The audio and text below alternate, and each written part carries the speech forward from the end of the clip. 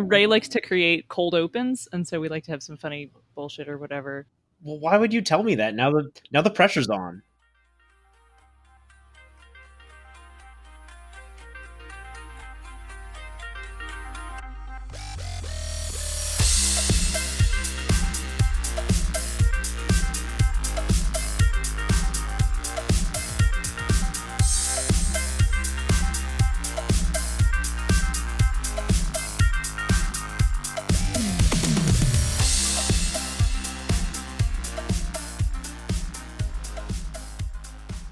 Welcome to Bonus Experience. Are you happy to be here? Was it me? That was aimed at you. Yeah. Yes, I am. Yes. Okay, cool. This is a podcast with a deeper look at the play experience and the finer details of running and writing games. I'm flying solo tonight. Just Monica. Sorry. But I'm a queer woman speaking with authority about games. That's what the show is about. Also, we swear. Mendez, you can swear as much as you want. And make dirty jokes. It's totally cool. And our audience is directly told to die mad about it. Okay. Yeah, you all know me. I'm Monica. I'm your resident industry professional, person who schedules interviews and whatnot. And I'm here with my friend and colleague, James Mendez-Hodes. So, Mendez, go ahead, take it away. Tell our audience who you are and what you do. Hey, what's good? I'm Mendez. I am a game writer, developer, editor, and cultural consultant. I live in the greater New York metropolitan area. And I also really like martial arts. That's actually the thing in my life that I'm most excited about, but I don't get to talk about it quite as often, not least of all because I have a minimal martial arts pictures on Facebook rule. Oh yeah? What's this? What is the minimal martial arts picture? I just don't want to be one of those guys with like a martial arts Facebook profile picture. Oh yeah. Like I'll totally tag myself in if someone takes a photo of me at a seminar or if something funny happens at practice or something like that, but I don't want to be on Facebook in my profile picture with a sword. Yeah, I can understand why you wouldn't want that.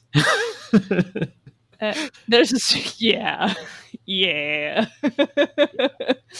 So since you're really into martial arts, that's part of why we asked you to come on here. Also, you have a really great blog teaching people how not to be racist.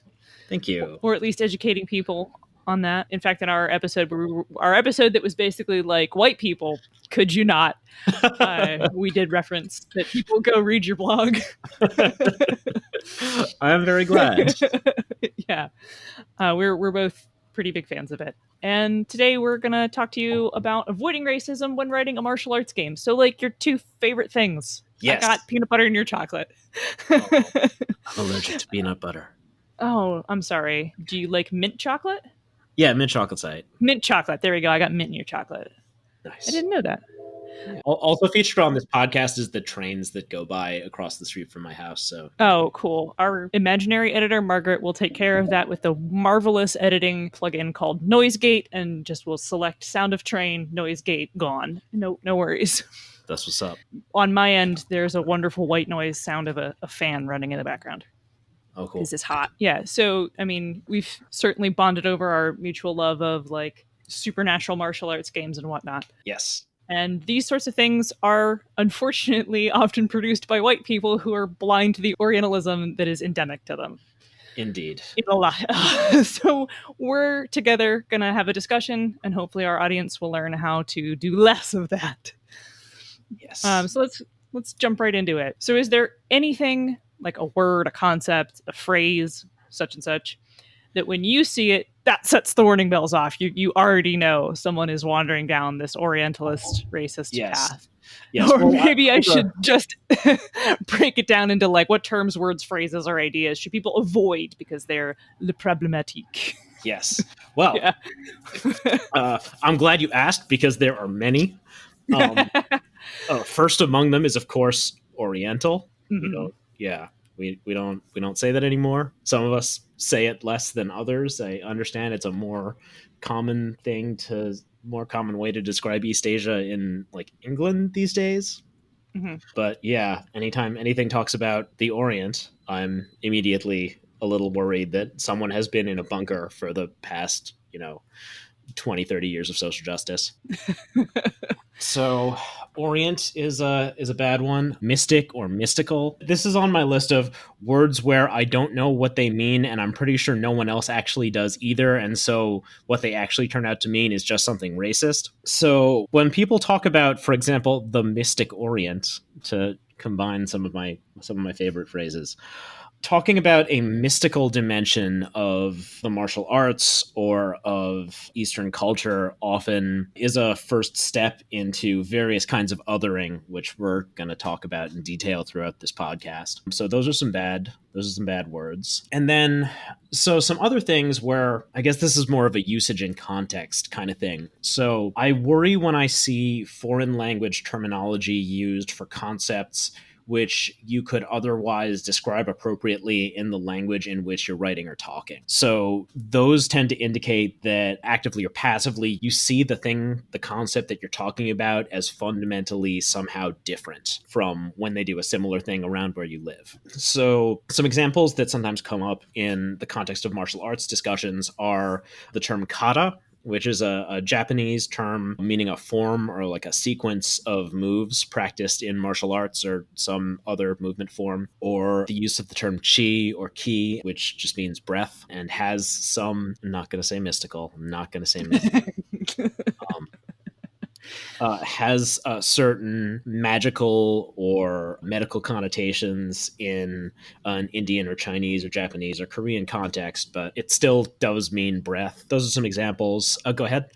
I was just going to say, I have actually have a specific question for you about those two words in particular. And Yeah. you may not know the answer, but do they typically refer to something very specific? And so in using them, they are also appropriative on top of othering? Is it something like that as well? Yes, yes. So one thing that often happens in Western depictions of Eastern martial arts, Eastern magic, Eastern culture, Eastern philosophy is that these things are presented as really foreign or different, and the reason what the thing that makes them foreign or different then actually turns out to be a Western concept that's just been skinned with an Eastern word. So, for example, in Dungeons and Dragons 5th edition, if you play as a monk, you get ki points. That's again ki, ki, the Japanese word for breath, cognate with Chinese chi and Sanskrit prana. So as a monk, as a which is this mystical martial artist class, yes, explicitly mystical, you get this battery of points which you can spend on, depending on what kind of monk you are, things like punching someone more times than usual, or turning yourself invisible, or wall running. And your battery of points is, they're called key points, which just means breath points. And that isn't even like the idea of breath being, or key being, a battery of power that you spend on doing cool stuff. I don't know, does Dragon Ball work that way? Maybe that's from Dragon Ball. I'm not sure Dragon Ball knows how it works, to be quite honest. That is another podcast. Yeah. I don't think that works though, because like if your power level is over 9,000 in Dragon Ball, and then you throw a really big color ball at somebody else, your power level doesn't go down, right? You're not like spending it out of your, so that isn't even a Dragon Ball thing. That's just Dungeons and Dragons wanted a word to describe your magical battery of power. And I guess they didn't want to call it mana because that's appropriating from the wrong culture. So they called it ki. I guess. Yeah. It's a good as explanation as any. So the use of those or misuse of those common terms is definitely a red flag. Using the term martial arts only to describe Asian styles of combat is weird. There is no reason that you couldn't describe Senegalese lamb or Afro-Brazilian capoeira or Italian like cloak and dagger stuff as martial arts. But often in fantasy fiction and in role-playing games, it's only a martial art if it's from Asia, and then only usually East Asia. And using that term only for East Asian martial arts just literally others those combat styles. I mean, historical European martial arts, thankfully now, is becoming popular, and at least they call it that. So maybe that's going to spread, but it's still a red flag that I see sometimes. And then along with those, we get these weird sets of qualitative associations with what Asian styles are like. It's assumed that even in a world that acknowledges both East Asian combat, East Asian like teacher to student passed down combat traditions, as well as European or African teacher to student institute and pass down combat traditions. The Asian styles are soft, gentle, finesse. They're subtle and low tech, and hidebound and mysterious and mystical. And then the European or African styles then become hard, brutal, aggressive, practical, iconoclastic, and future minded. And it's almost like people's racial associations have some kind of gendered dimension. Yeah. Yeah. Yeah. Weird. Yeah. Oh, and honor. I hate when people talk about Asian people being honorable or Asian martial artists being honorable, because it's overplayed, because people are really unspecific about what it means, and it ends up being a vague mishmash of qualities people associate with a sort of ephemeral Asianness in behavior that ends up being really non-specifically defined. There's these street dancers in New York who, at the end of their show, they jump over these tourists and they get two hot girls out of the audience, and then they get an Asian guy, and they're like, yeah, we also want to jump over one Asian guy. And they grab the Asian guy and they say, if you do not help us, you bring dishonor upon your family. That's something. Yeah. I mean, last time I checked, it was like 10 years ago that they were doing this. Maybe they've stopped. I hope so. I really hope so. Me too. You ever hear something so flabbergastingly offensive that your first reaction is just to be like, oh!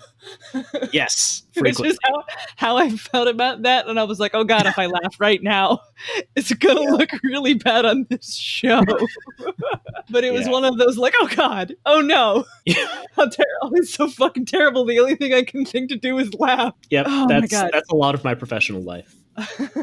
It's so terrible. The only thing you can think to do is laugh. Oh, fuck. Yeah. So, as I mentioned a little bit earlier, our audience has hopefully listened to that episode where we were like, white people, could you not? And if you did, you've already been coached on the value and necessity of hiring sensitive. Oh, boy. Margaret, cut that. Let's redo it. They've already been coached on the value of hiring sensitivity readers and authors of culture that you, the designer, may want to see represented. And if you haven't, pause the episode immediately, go back and listen to it. Okay, now that you're back, Mendez, let's talk about some things that people can do to prevent wandering off into Orientalism or other such racist nonsense. Sure. So yeah, the first two things you always hear when we talk about representing cultures that aren't your own, demographics that aren't your own, are talk to people from that culture and do your research. I want to talk about some of the practicalities of doing research and which kinds of research are real good. So you want to start to get a sense of what makes a good or bad source. Getting a sense of which sources seem like they're bullshit or not. For example, I brag that I'm really, really good at evaluating whether a martial arts school is going to be good or not, based on how good its website is or what its website is like. So, for example, stuff that I look at, font choice, right? You can tell a lot about whether a website or a martial arts school or a role-playing game source book about an East Asian topic is going to be terrible or not based on the font choice. If the font looks like it belongs on a Chinese menu, that's probably a bad sign. Yeah, if they use a lot of papyrus, that's a bad sign. Like I'll provide perhaps in the links to this, in the notes to this show, I can provide some of my least favorite martial arts sites for by all means. Yeah, because they're great and you'll love them. So I will provide some links. I think with martial arts, doing practical physical research is both fun and practical. If you are so a lot of martial arts schools offer like free trial classes or will allow you to like watch a free trial class just without paying anything or anything like that. So go to schools in your area and go to trial classes, and you don't actually have to like participate in them. You can just watch, and that should give you some good information on how people move and how people talk about martial arts and what kind of things people value.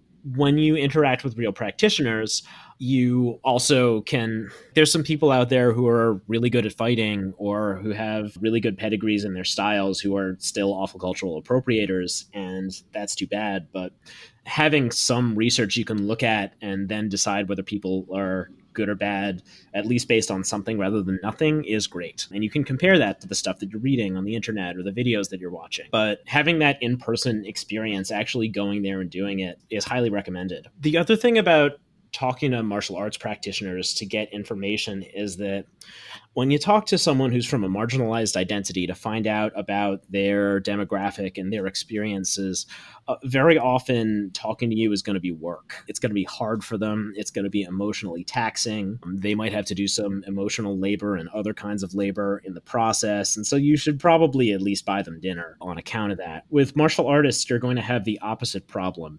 Martial artists want to talk to you too much about what they're doing. This is very true. Yes. Yes. So it doesn't matter how long they've been doing it. And in fact, there's like a sweet spot of people who have just been doing a martial art for like a couple of years who are in the place where like they want to talk about it the most. Martial artists they'll start talking to you about their style and their experiences and all this stuff, and they'll just never stop. So get comfortable and fix yourself a drink. So yes, talk to practitioners. Everyone wants to talk to you about it. Everyone wants to talk to you too much about it. It's like asking board game people, tell me about your favorite board game. Like you're going to have that experience. Yeah. Yeah. Let's see. Okay, yeah. Learn to present your content with the context. So this concept is super, super important over a few different representation topics, but especially when we talk about martial arts, because there's this conversation that you don't ever want to get into. Well, I don't know. There are many people who want to get into this conversation, mostly on forums with black backgrounds on the internet, and dubious, but maybe not all the way worse fonts about which martial art is the best. And this conversation is always inevitably terrible and meaningless because conversations about which martial art is the best, I feel like they tend to end up being kind of cauldrons of colonialism and toxic masculinity. If you look at, for example, mixed martial arts competitions, which purportedly started out as a way for different practitioners to compete and figure out which of their styles was actually the best one, it's never actually been that. The context of mixed martial arts and the idea that there's this octagon where you're going to go in and you're going to wear gloves and you're not going to strike in certain ways and you're not allowed to like stomp on someone's head while they're down, et cetera, et cetera. There's all these rules which are there for safety, which is good, but it means that you're trying to take the context out of combat and you're trying to take the meaning out of the techniques until you're left with just the technique.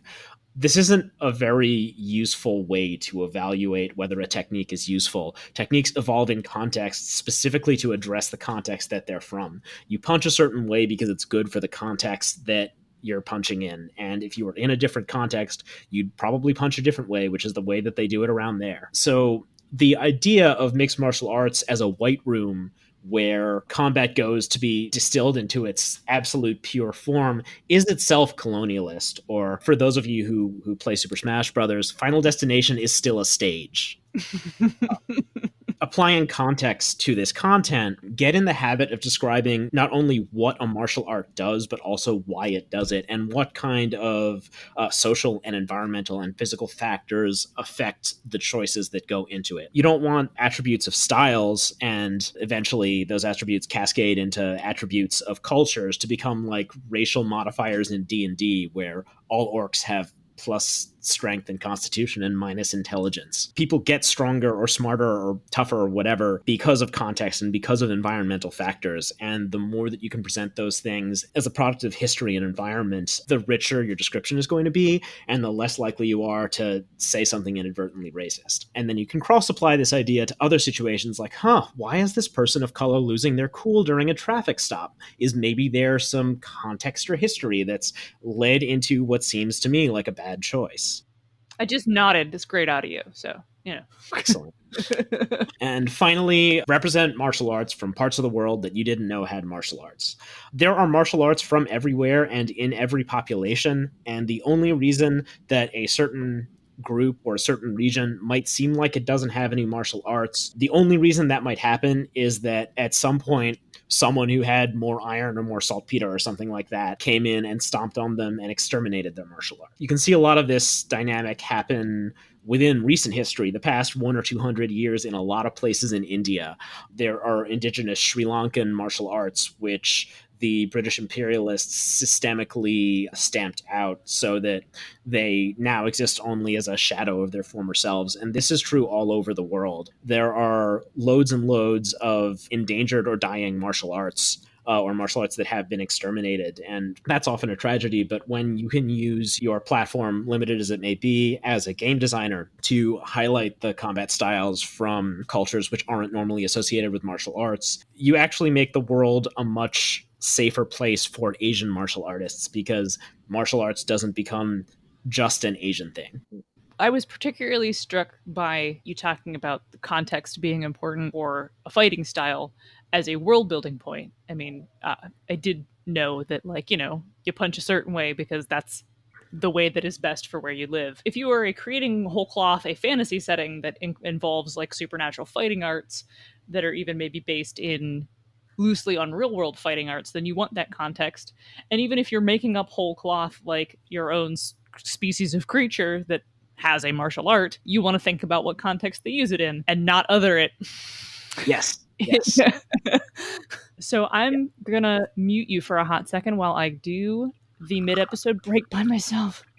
Okay. This is where we show for money.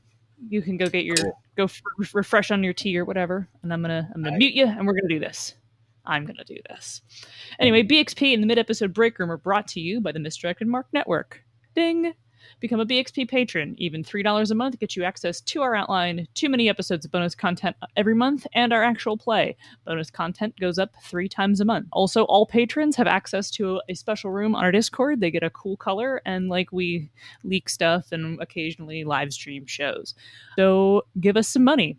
And if you'd rather support BXP without committing to monthly payments, you can still buy a coffee at ko-fi.com/BXPcast and buy our stuff, including products made by our guests, including this one, which will go up on the site when we're done. You can also check out our merch page with t-shirts, mugs, phone cases, notebooks, and more. Treat yourself to something cool and support us while doing it.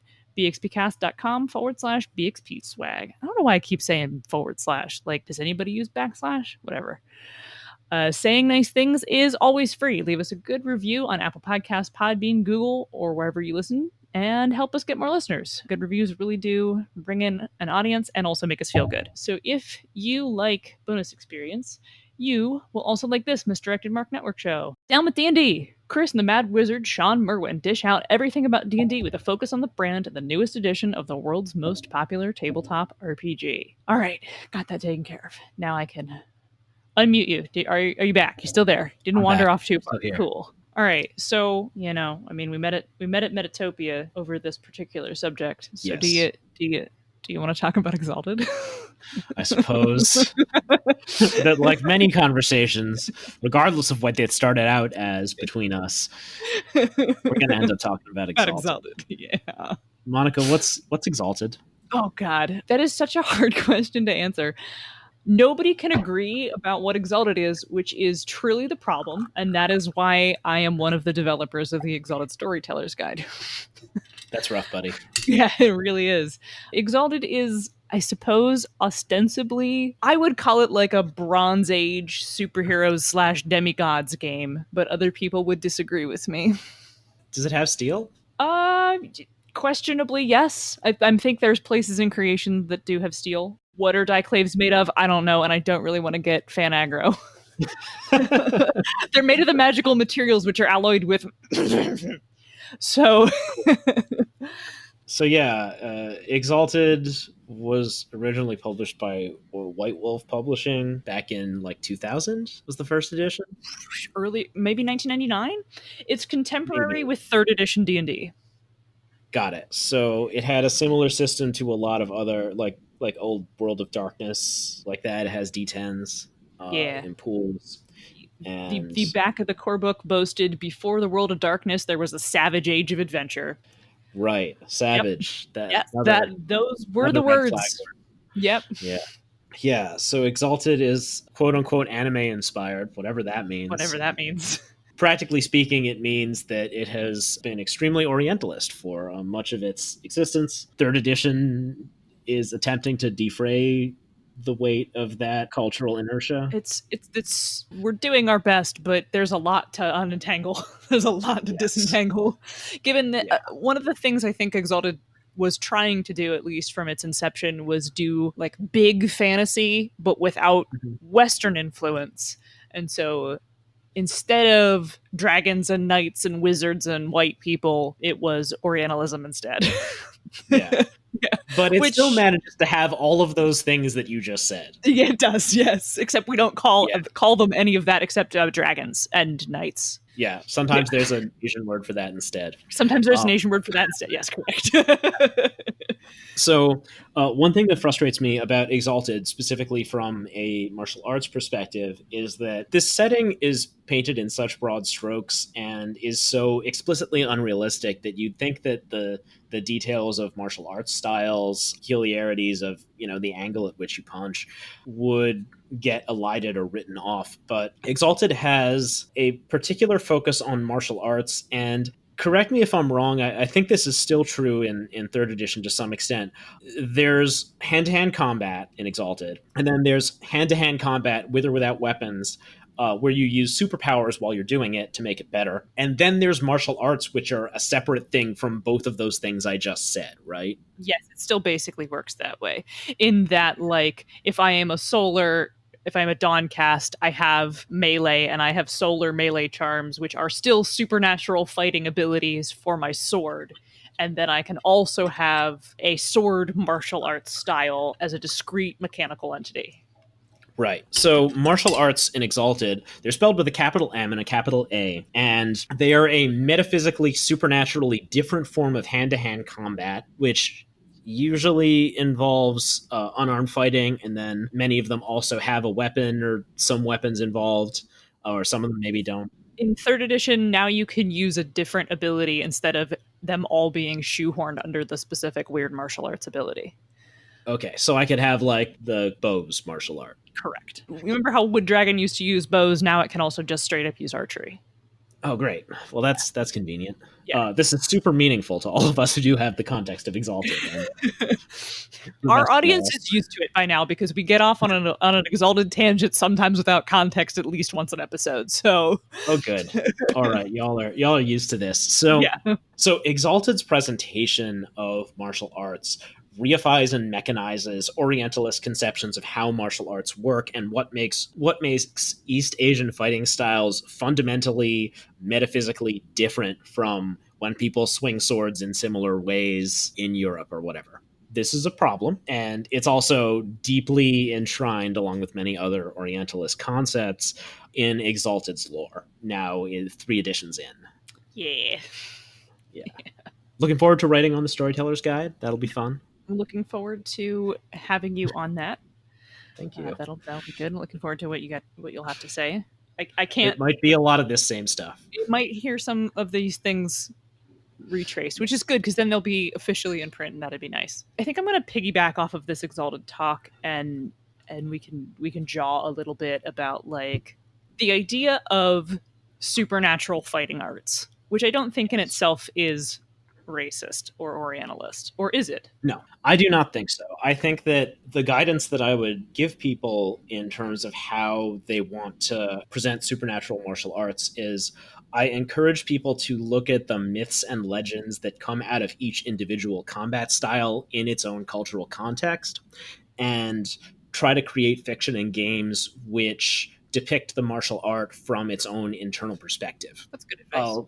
I'll give a couple of examples from styles that I practice. So I've done many different martial arts, and a couple of the ones that I'm most serious about have their own traditions of obviously fictional legendary attached to them. In Capoeira Angola, for example, so Capoeira is an Afro-Brazilian martial art. It's also a dance like many West African martial styles. It comes from Brazil and has a lot of influence from older African martial arts as well as Native American and European traditions. And Capoeira has its own whole canon of legendary, often enshrined in official Capoeira songs, which are a huge part of training. You can't learn capoeira without learning to sing and learning to play instruments. And the songs tell all these stories about the great heroes of old and the great heroes of last century and so forth. And they all have a lot of supernatural content and stuff that we would consider, mythological or religious from like a hidebound Western colonialist rationalist viewpoint, talking about capoeiristas who could transform into animals or who had magical amulets that protected them from harm.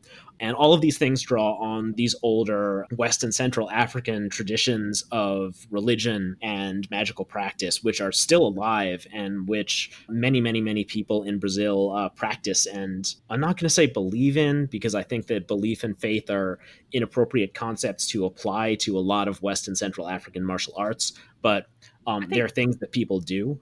I think practice is a really good word for that. Yeah, Yeah. practice is real good. Yeah. So if I were a Western colonialist and I were attempting to conform capoeira to an inherently Western game design, like Dungeons and Dragons, for example, which comes from a very European context, I might attempt to characterize capoeira using the language that I was already using for, say, Dungeons and Dragons monks, and try to find some way to give them key points and stuff like that. And that's not this approach to representing capoeira isn't damned, but it's not going to give you the same specificity and it's not going to give you the same respect and accuracy towards the original culture as you would if you were trying to depict capoeira story in the way that capoeira players tell it. And you were trying to bring in the structure of capoeira songs and legendary and talk about magic using this Afro-Atlantic context. And yeah, like capoeira players know that a lot of the stuff that they talk about being able to do, and a lot of the stuff that even goes into training, isn't considered scientifically real. And that's not a problem for us. There isn't a contradiction there, and we're using our human ability to use cognitive dissonance, and we're using our human ability to see similar concepts from like different perspectives and using like different forms of metaphysical and eschatological perspective to do all of these things at the same time without having to make them conflict. I also do this style called Bujinkan Budo Taijutsu, which is a conglomeration of 9 different Japanese styles associated with either samurai or ninja warfare. And the prehistory of those styles has lots and lots of stories about monks coming out from China and living in the Japanese countryside and teaching their secrets to the first proto ninja and stuff like that. So those stories have their own rhythm. They have their own tropes and storytelling traditions which interface with esoteric Buddhism and Chinese Taoism and all of these ideas which you can't get if you try to digest them so that they work with a European magic system or a European religious system that you've already created. You're not going to get it unless you try to see these cultures the way that they see themselves. Your stories will feel richer and more different for it without actually having to other anybody. Again, I was like, yeah, okay. I'm nodding, which is, again, excellent audio. Yeah. Yeah, imagine going to a real world source full of its own history and context would improve your storytelling. Imagine. Yeah. What a novel concept. Yeah, you'll still get supernatural martial arts. It'll just highlight different kinds of storytelling if you really want to get it right. Yeah. Okay. I mean, obviously, Exalted is a bad example, and as a game, it continues to be a gold standard for what not to do. We've talked about this plenty of times in the show. So, how about some recommendations you might have for games that use martial arts or in this martial arts genre that aren't racist and do this actually particularly well? Cool. So I don't feel like I know this genre super well, but one of the games that's often held up as the gold standard of a realistic martial arts game is a very old game called The Riddle of Steel. The Riddle of Steel was written by Jake Norwood, who is an extremely accomplished European longsword fencer and organizes longsword and historical European martial arts tournaments. Goes to Gen Con. He's a cool guy. So The Riddle of Steel was his attempt to make I think it's still fantasy. I think there's still some magic stuff, but the most exciting part about Riddle of Steel is the combat mechanisms. And it represents like realistic, like old European combat really, really accurately. The Riddle of Steel was a huge influence on the Burning Wheel. And yeah, okay, Burning Wheel is kind of like having a second job, but And I wouldn't describe Burning Wheel's combat as necessarily realistic. It involves a lot of individually realistic elements and then uses them to create a certain kind of dramatic intensity that I find really satisfying, and a lot of people out there really don't find satisfying. It's a really specific taste. But I think that if you're interested in looking at realistic feeling depictions of martial arts, Burning Wheel is definitely something that you'd get a lot out of looking at, even if ultimately you decide, I want to do the exact opposite of this. There's an old French game called Chin the Warring States, and this is the game where I get every book that exists for this game and will never get to play it. It's a little bit older, it's French, and it's about pre unification China. China, when like steel is this really cool thing that some people have and like no one knows how to make it. So it's before Qin Shi Huang actually unified China under his rule, and it's beautiful, and I think a really successful portrayal of Chinese historical fiction and Chinese martial fiction in a way that feels like not othering, not exotifying, and not orientalist. Like it's written by some French people, but they do all of the things that I want them to do when they're talking about another culture. So Chin the Warring States is a great thing to look at for inspiration there, and maybe someday someone will run it for me. Um, and then I guess I don't like to talk about. It feels like cheating to talk about games that I'm working on, but there's Hearts of Wulin, which is an apocalypse world hack to do Chinese wuxia fiction. I guess I should explain what wuxia is. It's the genre of Chinese fiction that gives us what we now think of as kung fu movies. It's a tradition of martial adventure that has a very, very long history in China and characterizes many great culture defining Chinese classics. So Hearts of Wulin is an attempt to capture the melodrama, especially of wuxia. It doesn't get really deep into the peculiarities of combat styles and stuff. Like that stuff comes up in a narrative context, but it's not attempting to be realistic or realistically depict martial arts. It's supposed to catch the flavor of how combat feels in Jin Yong novels or Crouching Tiger, Hidden Dragon or Shaw Brothers movies or stuff like that. And you can totally plug work your stuff you're working on, Oh yeah, and yeah, that's, I'm fine yeah. with you shilling that. Sweet. So yeah, I'm writing a stretch goal for Hearts of Wulin, and the stretch goal is called Fight Me IRL. It's about it's a sort of a cyberpunk take on wuxia melodrama, which expands the content of the game into the near future. So it brings in stuff like mixed martial arts and internet drama about martial arts and the rise of cultural appropriators who are taking ancient martial secrets and then teaching them for $500 an hour over Skype. That this is real. This exists now. Imagine that it does, yeah. Yeah. And I'm excited about how it's an opportunity to bring a lot of like the pressures and the cultures of globalization into the world of Hearts of Wulin.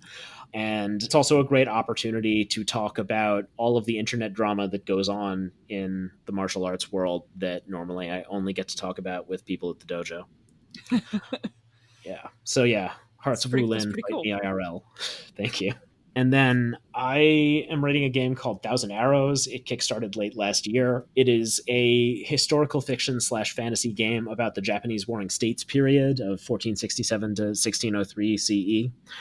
And so yeah, it's samurai drama and tragedy and action in the vein of Kurosawa, and it doesn't get super deep into Japanese fighting styles, but it does talk about a few of the combat systems which were popular or developing during that period of like 150 years of Japanese civil war. It feels like iconoclastic from a Western perspective because it's a time in Japanese warfare that's really, really different from what we associate with Japanese warfare based on like Western facing samurai fiction and Legend of the Five Rings and stuff like that.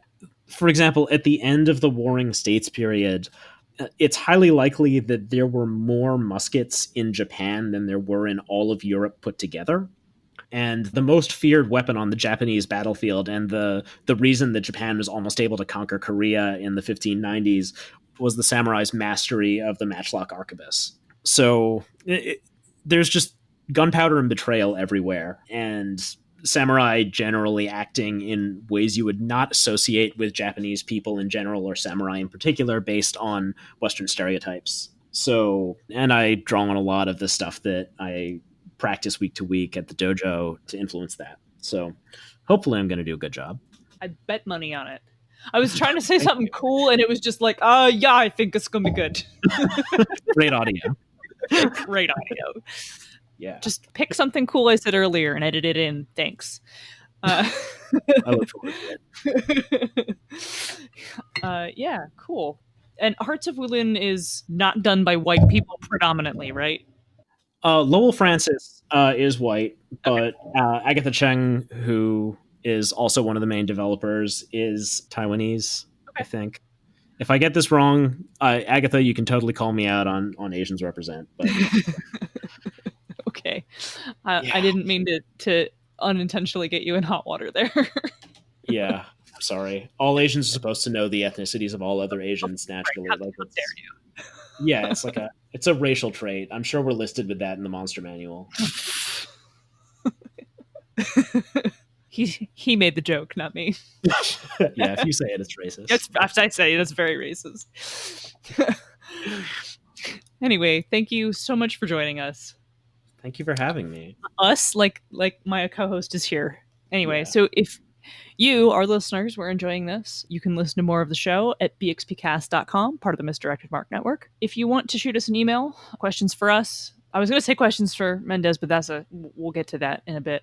If you want to be a guest, if you want to send us cool pictures of your pets, if you want to complain about anything we just talked about, we'll ignore you. You can send that to bonusexpcast@gmail.com. If you want to tweet at us with, any of those things, you can tweet at us at bonusexpcast. And if you want to find me on Twitter, I'm at Zenith Sun. Don't know why you'd want to follow me, but hey, you can. Mendez, where can they find you? So my website is jamesmendezhodes.com. The link's going to be in the description. I am on Twitter at LulaVampiro. Link also in the description. And yeah, definitely contact me if you have more questions about martial arts or game stuff, or you want to fight me IRL. I would totally love to fight you all IRL if we meet at a convention. I'm always down to spar. That's not actually a joke. Please spar me. It's fun. It's my favorite thing to do. Regardless of your experience level, I totally want to fight you, whoever you are.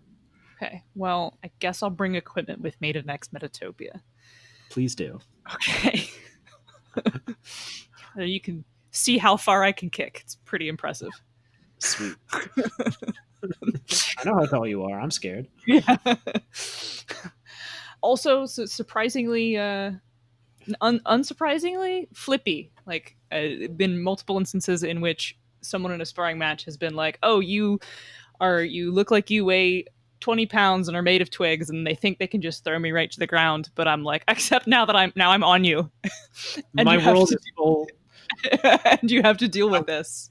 My world is full of people who look like they would not be able to do exactly what you're describing, and yet there's a teacher in the Bujinkan named PJ Dixon, and watching this guy fight is just unreal because he can't move his arms or legs really. He can move his head and his jaw, and he can move his torso. But watching him fight is like watching like an early 20th century movie like slapstick routine, because like you punch him and he'll dodge out of the way, trap your fist against wheelchair, ram you in the leg, trip you, and like run you over.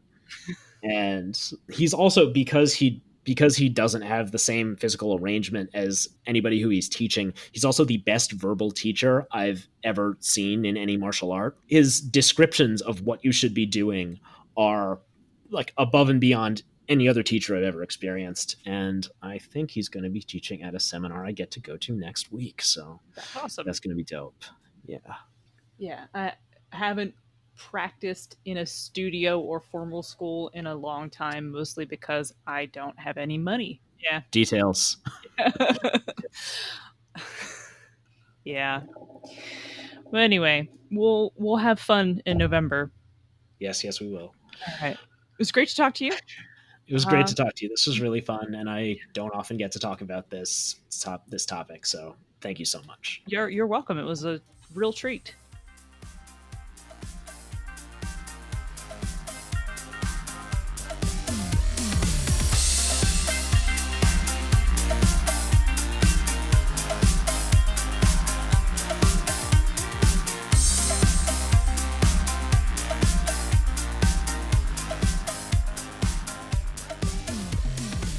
Do I have to do this? Really? Fine. Bones Experience is written and produced by Monica and Ray, and edited by Margaret. What the fuck? You didn't even plan on giving me credit? Our logo and art is by Nino Studios. Find her on Facebook and Instagram. Our theme song is Reuse Noise with the Light by CDK and is used under the Attribution, Non-Commercial, Creative Commons license. BXP is part of the Misdirected Mark Network. What? No, I'm not going to make a stupid gaming pun. Bye.